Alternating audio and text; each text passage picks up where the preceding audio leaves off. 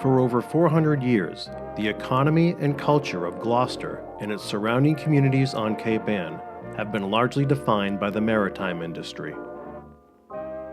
In the first half of the 20th century, a confluence of seminal events made Gloucester the center of global attention.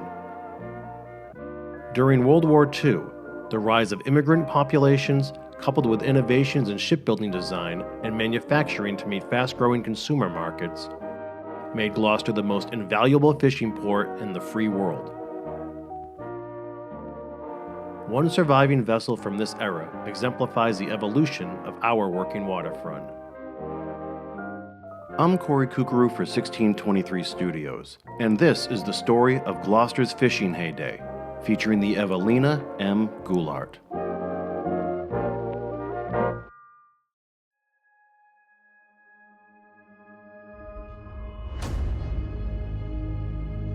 The story begins with swordfish. One of the fastest and most aggressive predators in the ocean, swordfish can grow to be over 14 feet long, 1,200 pounds, and swim up to 50 miles per hour. They migrate alone through cold and tropical waters, using long, pointy bills that extend off their upper jawbone to slash at prey. Their extraordinary strength is legendary and continues to baffle oceanographers and marine biologists. Swordfishing traces back more than 2,000 years. Ancient Iberian and Mediterranean fishermen, guided by lookouts, speared swordfish from their boats, letting the wounded fish tire before hauling it ashore. Centuries later, this primitive and highly dangerous method closely resembled practices adopted here in New England. Gloucester, essentially an island in the northeast corner of Massachusetts, was established in 1623 as a farming and trading community. With its deep harbor, the settlement soon developed a fishing industry. Many of the fishing vessels were built in the nearby town of Essex, the area's historic shipbuilding center, whose legacy included the simple, rugged tobacco boats of the colonial era, which allowed people to stand while they fished in shallow waters, to the famous racing yachts of the early 20th century. Transatlantic shipping and slave trade routes were established from the 1500s to the 1800s, mostly via merchant vessels powered by sails. Toward the end of this era, the majority of cargo and passengers were transported by steam-powered vessels. One type in particular gained popularity amongst traders and fishermen: the schooner. Schooners are defined by having two or more masts that hold gaff-rigged sails which have four corners, are controlled at their peaks, and are more suitable for heavy weather and long sea passages. The term is from the Scottish word schoon, meaning to skip along the water like a stone. When you think of a schooner, you may envision the majestic yachts that competed in the early years of the America's Cup. But schooners became more and more prevalent amongst competing fishing fleets in the North Atlantic. They were sleeker, faster, and required less crew than its predecessors, allowing captains to circumnavigate further distances.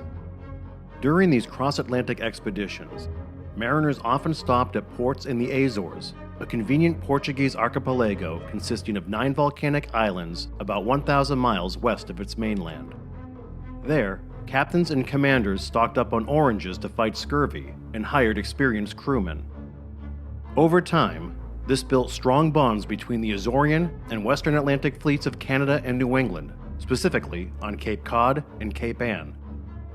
Many of the vessels that stopped in the Azores sailed from New York, Boston, or America's first seaport, Gloucester. Azorean fishermen were revered for their skill and fearlessness, especially as whale hunters, when whale oil was a main ingredient for light and methods of lubrication. But the discovery of crude oil cratered the whaling industry, so Azorean whalers came to New England to fish and prosper. Before the Civil War, salted swordfish was sold to the southern states and Caribbean as slave provisions. The first record of a swordfish brought to Gloucester was in 1831, yet after the Civil War, only one Gloucester vessel swordfished. It was near cities with growing Portuguese populations like New Bedford, Fall River, and Providence where fresh swordfish markets emerged. Most swordfish were sold there too, where demand and prices were higher than anywhere else. Naturally, as fresh swordfish prices soared, so did the number of vessels engaged in summertime sword fishing trips when the highly migratory species reached the North Atlantic. It was just a matter of time before Gloucester's Portuguese population became a pivotal part of this developing market.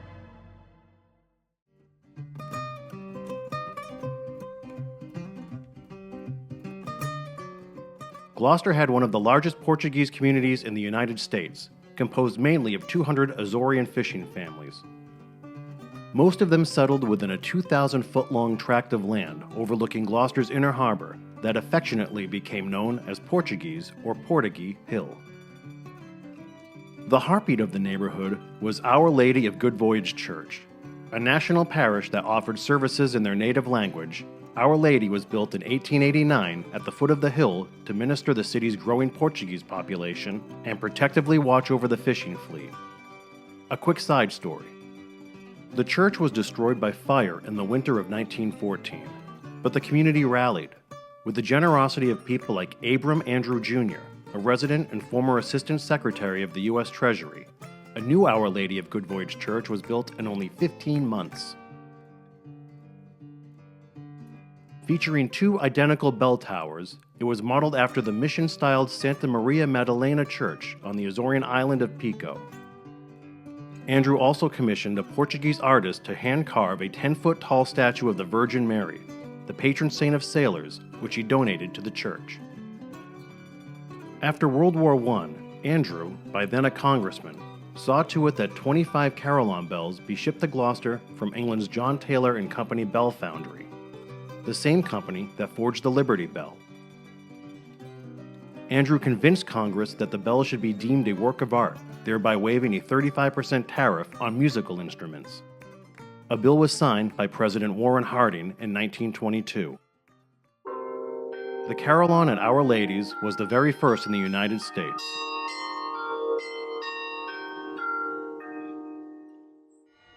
Upon visiting Gloucester to hear the bells toll, John Rockefeller Jr. donated $500 to add 6 more. Andrew, incidentally, is better known locally as A. Piatt Andrew, for whom the arching bridge connecting the majority of Gloucester to mainland Massachusetts is named. Back to Portuguese Hill.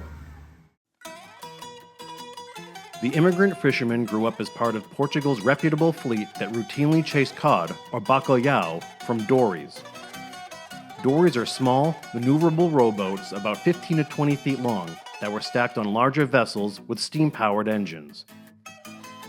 Dories were lowered into the water, each manned by 1 or 2 fishermen who rowed sometimes miles from the main vessel to catch or retrieve fish with hand lines, harpoons, and small nets. After hauling fish aboard, the dories returned and were hoisted back onto the main vessel. Though it was the standard method of the day, dory fishing was incredibly treacherous. Azorean fishermen traditionally fished from single-man dories as opposed to the customary 2-man dories on American vessels. With such expertise, many Portuguese were considered the best dorymen in the North Atlantic, and perhaps the craziest. At the dawn of the 20th century, Gloucester boasted a large summer sword fishing fleet.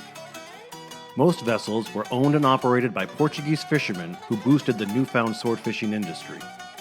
By the 1920s, more than a dozen vessels were bringing in thousands of swordfish per week. As the industry evolved, innovations in shipbuilding and refrigeration brought seismic changes to Gloucester's working waterfront. The popularity of swordfish among consumers surged further with the introduction of ice and refrigerated transportation. This allowed fresh swordfish to be distributed far beyond the seaports where the catches were landed. Schooners were now being built with hulls designed to function like larger vessels.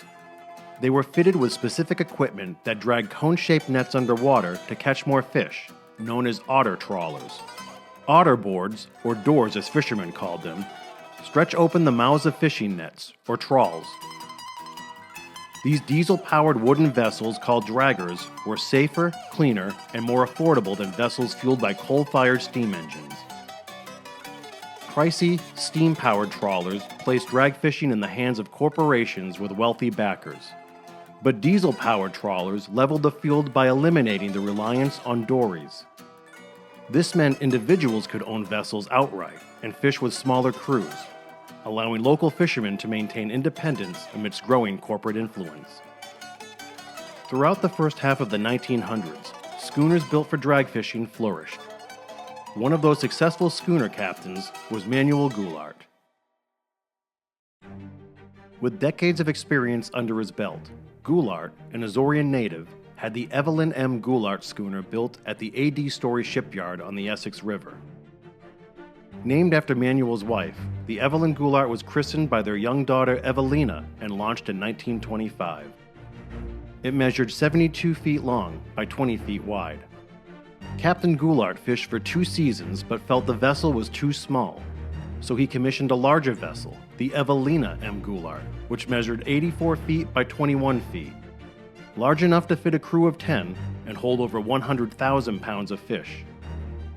The vessel was outfitted with a 6-cylinder, 200-horsepower Cooper Bessemer engine, a rugged, slow-speed power plant intended for grueling, strenuous workloads. Here's where schooners built for fishing were such a departure from schooners built for show. The romanticized racing schooners that wowed the public from ashore were like thoroughbred horses, extravagant, unprofitable showpieces. Schooners built to fish were more like work mules that prioritized functionality and efficiency over aesthetics. This era was about economic survival rather than the pursuit of beauty. In its first season, the Evelina Goulart set records for most swordfish landed. However, the swordfishing catch across the entire fleet plummeted. But it wasn't for a lack of fish. It was that another species, and a genius method for the way people would consume it around the world, changed the fishing industry and the landscape of Gloucester Harbor forever. Clarence Birdseye was a college-age employee of the U.S. Department of Agriculture on a long-term assignment in the desolate region of Labrador in northeast Canada. Labrador's indigenous peoples showed Birdseye how they ice fished to survive the severe winter months. When fish were reeled by hand to the surface and exposed to air, they froze instantly. But when thawed, the fish still tasted fresh. In 1922, Birdseye pioneered a method of quick freezing and packaging haddock fillets, replacing the traditional process of shipping whole codfish for salting and later filleting. Haddock fillets are thinner and more delicate than cod, thus making them easier to freeze and transport. Operating in Gloucester, Birdseye's innovation led to the rise of the General Seafood Corporation, which later became General Foods and Birdseye Frosted Foods. The shift from salted cod to frozen haddock fillets established frozen fresh fish as the new market standard. Within 5 years, the amount of haddock caught in the region skyrocketed from 74 million pounds to nearly 200 million. As the national market for haddock grew, fishing methods matured, prompting adjustments in vessel design and equipment. New England's fishing force struggled to meet demand. Companies raced to enlarge fleets, recondition old vessels, and convert draggers to pursue lucrative haddock. More vessels adopted trawl nets to take advantage of the ever-growing frozen fish packaging operations. New records for landings were set seemingly every day. The sole purpose of vessels such as the Goulart was to catch fish and make money for its owners and crew. Into the 1930s, the Goulart and other predominantly Portuguese draggers caught haddock in the spring and fall, then swordfish in the summer. Though swordfish season only lasted a few months, it was more profitable than dragging for haddock. In the winter, the Goulart and a handful of other Gloucester vessels worked out of New York City's Fulton Fish Market, fishing in the warmer, safer waters of the mid-Atlantic. Sometimes this meant temporarily uprooting entire families from Gloucester to Brooklyn from Christmas until spring. Towards the end of spring, the Goulart was hauled ashore at Parkhurst Railway in Gloucester to be fitted out for the swordfishing season. The ritual included removing the pilot house and stripping all of the dragging gear, such as nets, winches, gallows frames, and trawl doors. Swordfishing trips usually lasted 2 to 3 weeks. Throughout the summer, fishermen followed a 100-fathom curve, meaning a long stretch of ocean of similar depth, eventually reaching the tempestuous Grand Banks fishing grounds off Nova Scotia, some 1,200 miles from home. When fish were there, the high-powered vessels lumbered from hotspot to hotspot. When fish weren't, sails were hoisted for stabilization and jogged or cruised with low or no engine power. If there were ever any downtime, familiar vessels sidled up to one another so crews could gam or shoot the breeze, exchanging news, gossip, and directions to hotspots. Crews also did a fair amount of gamming with their Canadian counterparts for a little hush-hush trade. Back then, there wasn't a lot of policing in international waters. Americans bought swordfish livers from Canadian vessels and sold them in Boston for a rate many times higher than what the Canadians could get back home. The livers were used to make popular high-grade vitamin A pills that were thought to reduce the mortality of respiratory illnesses, measles, and other infections. Americans also traded cigarettes to Canadians for whiskey or cash. Sword fishermen had their own unique customs, language, and superstitions too. One of the Goulard's crewmen, Teotonio Lopes, always carried a pouch of rosary beads in his pocket.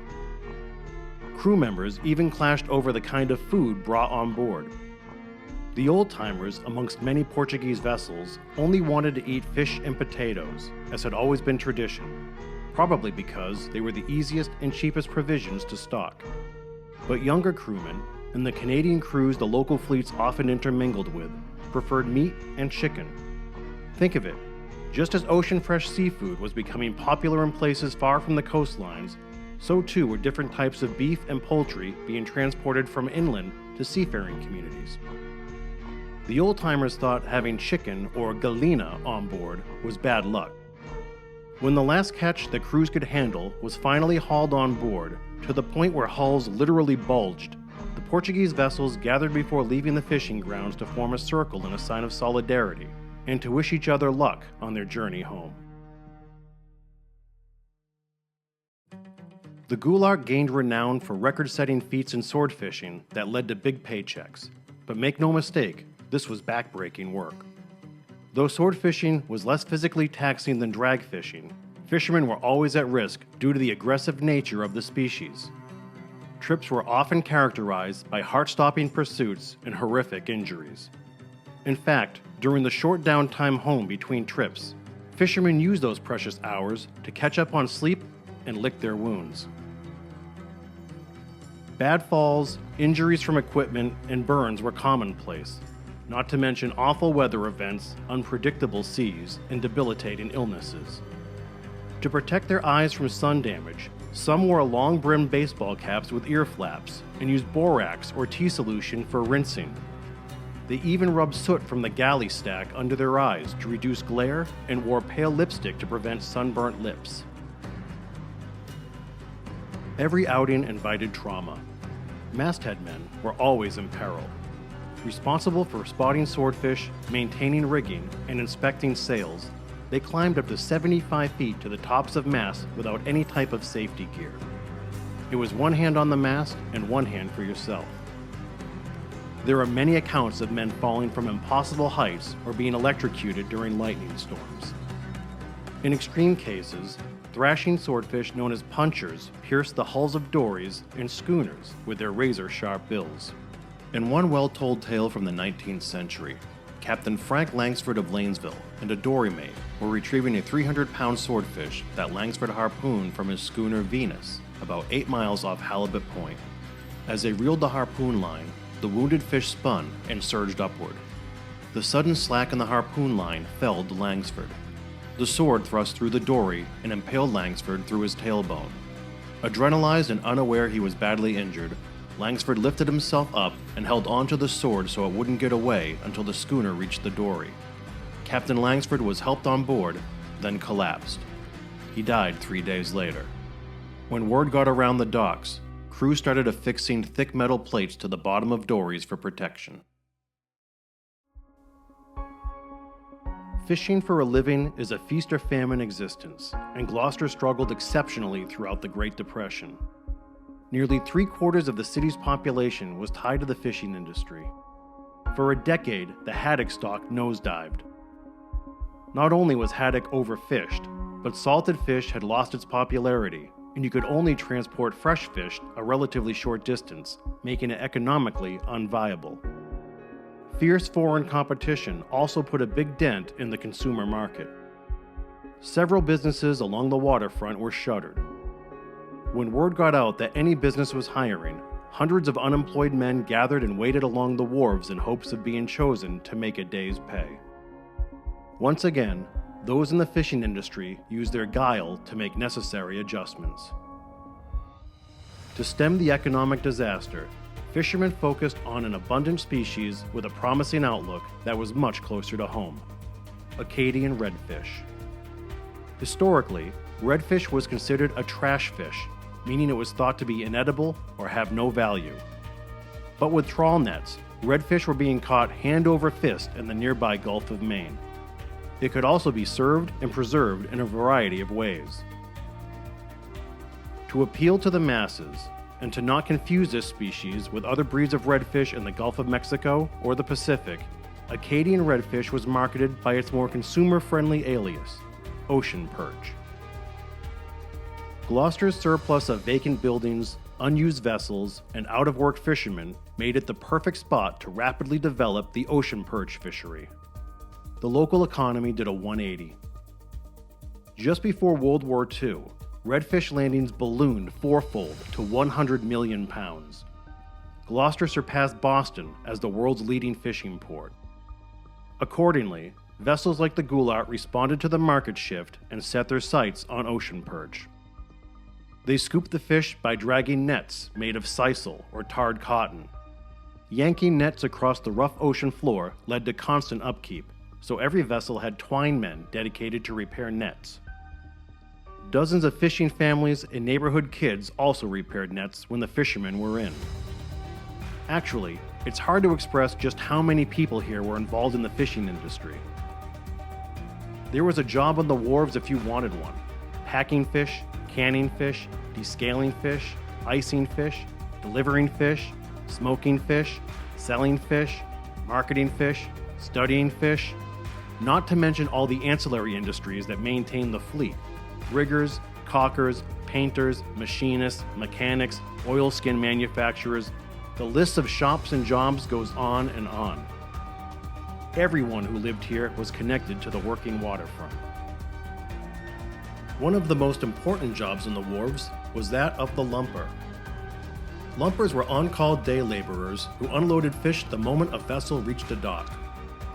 They also cleaned and sanitized the holds and refilled them with ice for the next trip.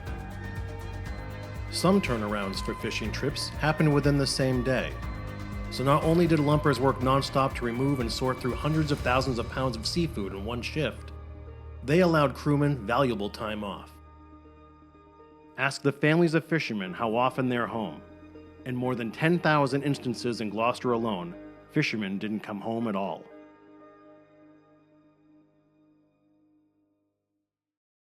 When the United States entered World War II, the demand for fresh fish increased to even more staggering levels for a number of reasons.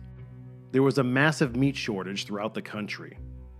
There were also food requirements for U.S. Armed Forces and food commitments to our allies. Gloucester's total catch in pounds increased from 96 million in 1940 to nearly 215 million in 1945. That's nearly 1 billion pounds, or almost 4% of all the fish caught in the United States.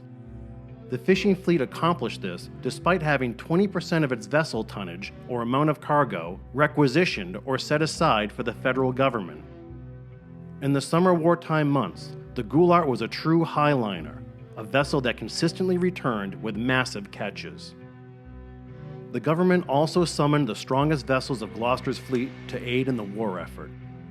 The country was desperate to patrol the Atlantic coast to deter German U-boats from setting mines in American waters. There was ugly history here.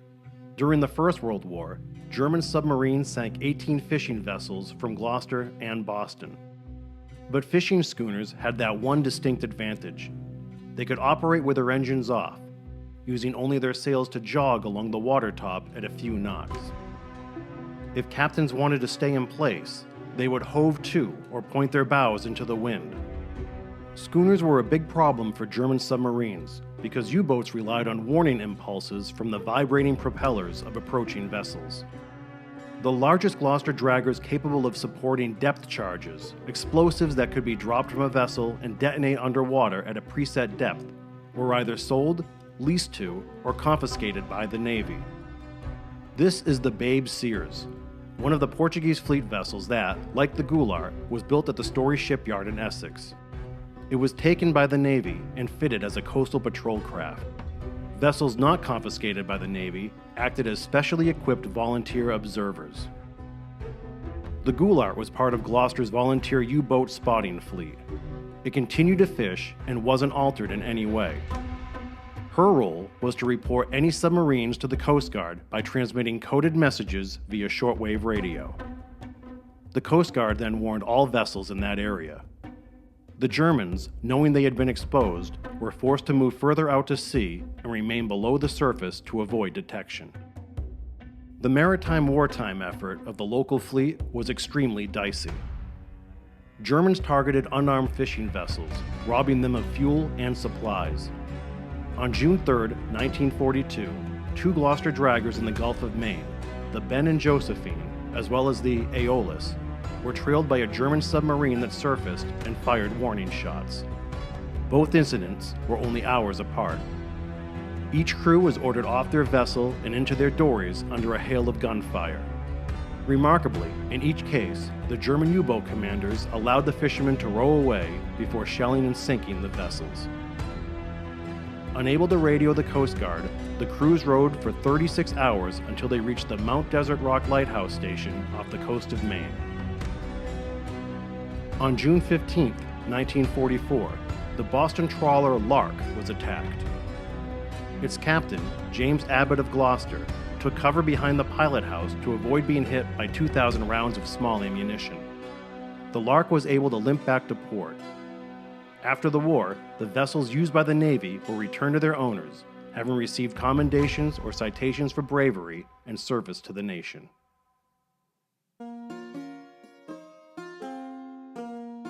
The rebounding fishing industry, buoyed by the war effort, encapsulated a golden age for fishing family neighborhoods like Portuguese Hill.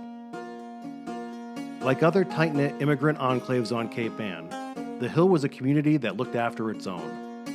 Families left doors unlocked, grew much of their own food, raised their own livestock, and shared everything with their neighbors. Salted fish was hung to dry in basements, and the sense of fruits and vegetables being preserved filled the air. This sustained everyone during winter when most of the fishing fleet either stayed in or temporarily relocated to warmer climates. Many homes were heated by coal, so kids walked along railroad tracks to pick up stray lumps that had fallen from cars. It was a good time to be a kid on Portuguese Hill. You had dozens of de facto moms who kept an eye on you. There were 3 schools and, not coincidentally, 15 penny candy shops. Then there were daily visits from the ice cream man, the bread man, the milk man, the fruit man, any of whom could always give you a lift down the hill to the new movie theater on Main Street. For fishing families and their neighborhoods, this was their version of the American dream.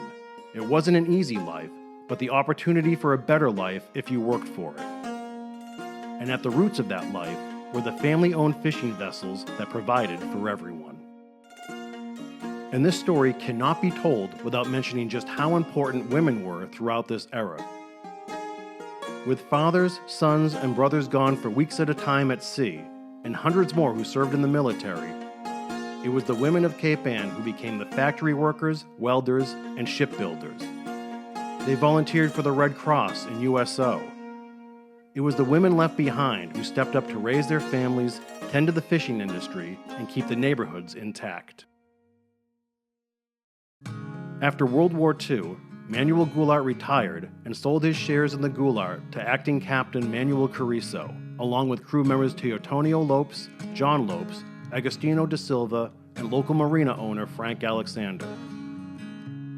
Transactions like this were common practice. Vessel ownership was often divided by multiple shares, and crewmen often had a piece.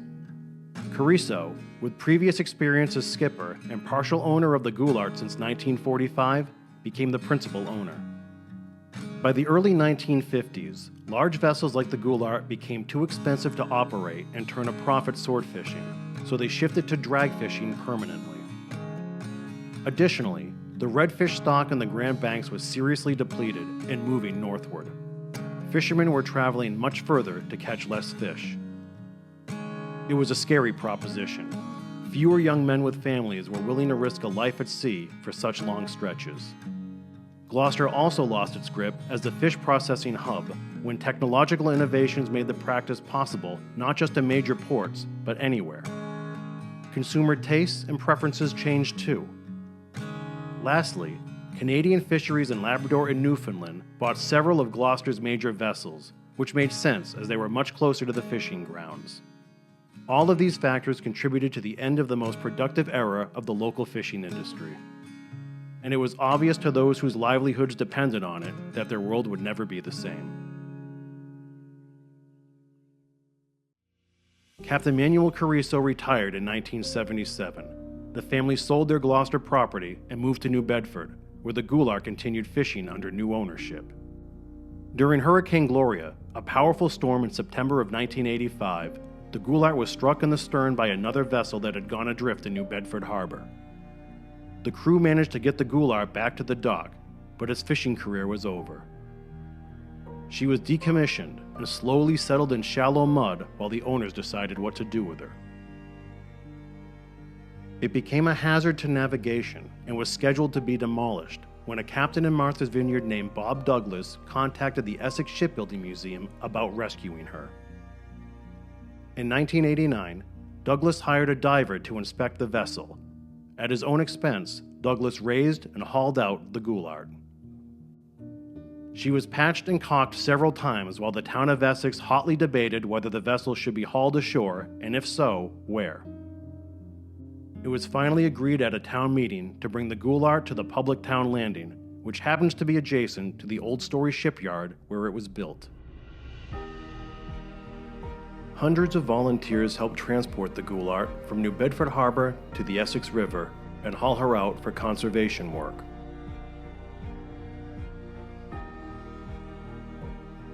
She was kept there on blocks for 5 years. In the meantime, the Essex Shipbuilding Museum acquired the Story shipyard, where the Goulart was resettled.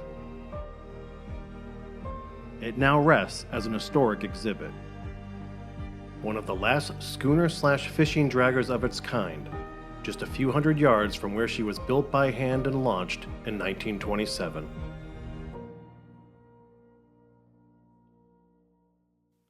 So of all the important vessels during the industry's golden age, why focus on the Evelina Goulart?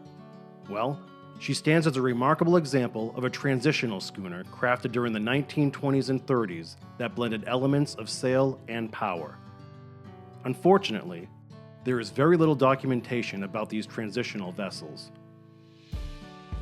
Today, one can visit the Essex Historical Society and Shipbuilding Museum, which serves as a center for education and preservation. There, you can get an up-close and personal look at the Evelina M. Goulart. The permanent Goulart Gallery at the museum's Orientation Center has an extensive array of plans, photographs, and artifacts. Everything from a scalable vessel model to crew member Teotonio Lopes' rosary beads. This is why the Evelina Goulart's housing at the shipyard in which she was built is such a significant piece of maritime history. The Goulart and Carrizo families kept her meticulously maintained, so much of the original 1927 construction is preserved. This has given researchers invaluable insights into the evolution of traditional American fishing schooners and their transition from sail to power vessels during the interwar period. Its resting place at the Essex Shipbuilding Museum is more than a tribute to a single vessel. It's a living testament to the ingenuity and dedication of generations of fishermen and their families, offering a last chance to study the construction methods of working schooners before that knowledge is lost to history. Our fishing industry is far from its glory days. Gentrification plus decades of regulations and restrictions have taken their toll. Yes, the working waterfront is quieter, but it's still working. Vessels are serviced at the railways, Schooners are skimming across the harbors and waterways, and a smaller but equally devoted fishing fleet is still feeding the community. Thousands of stories like that of the Goulart need to be told and retold to remind us of the enduring bond between Cape Ann and the sea.